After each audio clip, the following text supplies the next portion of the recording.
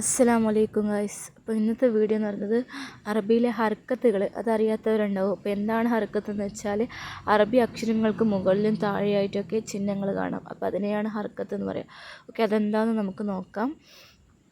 അപ്പം മുകളിൽ കാണുന്ന ചെറിയ ലൈനാണ് ഫതഹ് എന്ന് പറയുക, അക്ഷരങ്ങൾക്ക് മുകളിൽ കാണുന്നത്. അതുപോലെ താഴെ കാണുന്ന ചെറിയ ലൈനിന് കെസർ എന്ന് പറയും. അതുപോലെ ചെറിയൊരു ചിഹ്നം മുകളിലായിട്ട് ചെറിയൊരു വാവ് പോലെ ചിഹ്നം കാണാം, അതിന് ലം എന്ന് പറയും. അതുപോലെ ചെറിയൊരു റൗണ്ട് ചിഹ്നം കാണാം, അപ്പോൾ അതിനാണ് സുക്കൂൻ എന്ന് പറയാം. ഓക്കെ, ഫത്തഹ്, അതുപോലെ കെസർ, ലം, സുക്കൂൻ, ഈ 4 ചിഹ്നങ്ങളാണ് മെയിനായിട്ട് നമുക്ക് അറിഞ്ഞിരിക്കുന്നത്. അപ്പോൾ ഇത് ഉണ്ടെങ്കിലേ നമുക്ക് ഈ ചിഹ്നങ്ങൾ അറിഞ്ഞാലേ മാത്രമേ നമുക്ക് റീഡ് ചെയ്യാൻ പറ്റുള്ളൂ.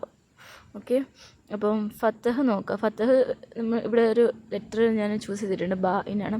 അപ്പം ബാഇൻ്റെ കൂടെ ഫത്തഹ് വരുമ്പോൾ ബാ, അതുപോലെ കെസറാകുമ്പോൾ ബി, അതുപോലെ ലമ്മാകുമ്പോൾ ബു, അതുപോലെ സുക്കൂനാകുമ്പോൾ ബ് എന്നുള്ളൊരു ഇതിലാണ് ഉച്ചരിക്കാൻ.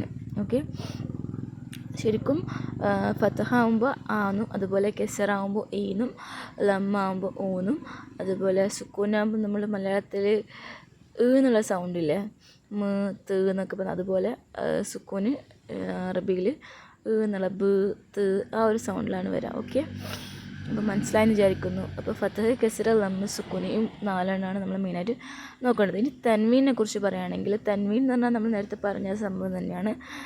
പക്ഷേ ഇത് 2 ലൈൻസ്, അതായത് ഫതഹ് 2 ജോയിൻ ആയിട്ട് വരുമ്പോൾ അതിന് നമ്മൾ ഫതഹു തൻവീൻ എന്ന് പറയും. അതുപോലെ കെസറാണെങ്കിൽ കെസറു തൻവീൻ എന്ന് പറയും. ലമ്മാകുമ്പോൾ ലമ്മു തൻവീൻ, 2 ഡബിളായിട്ട് വരുമ്പോൾ. ഓക്കെ, ഇതിനാണ് തൻവീൻ എന്ന് പറയാൻ.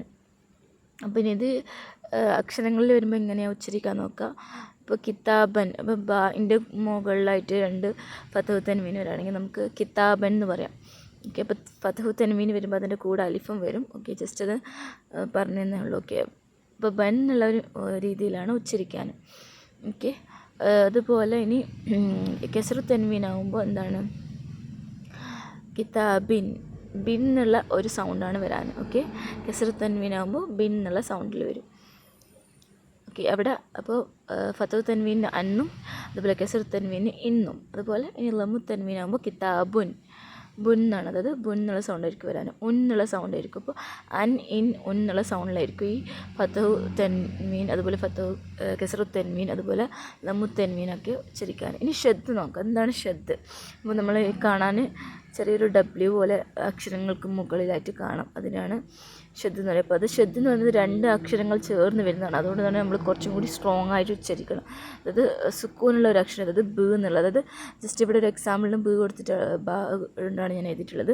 ബ് എന്നുള്ളൊരു സൗണ്ടും അതിൻ്റെ കൂടെ ലെറ്ററും, അതിൻ്റെ കൂടെ ബാ എന്നുള്ള ലെറ്ററും കൂടി ജോയിൻ ചെയ്ത് ബ എന്ന് നമ്മൾ ഉച്ചരിക്കും. ഓക്കെ, അതാണ് ഷദ് വരുമ്പം കുറച്ചുകൂടി സ്ട്രോങ് ആയിട്ട് ഉച്ചരിക്കുക, ബ. അതുപോലെ നമുക്ക് ഇതിപ്പോൾ ഫത്തഹിലാണുള്ളത് ഞാൻ പറഞ്ഞത്. ഇനി ബ് പ്ലസ് ബി, കെസറാകുമ്പോൾ ബി എന്ന് നമ്മൾ ഉച്ചരിക്കും.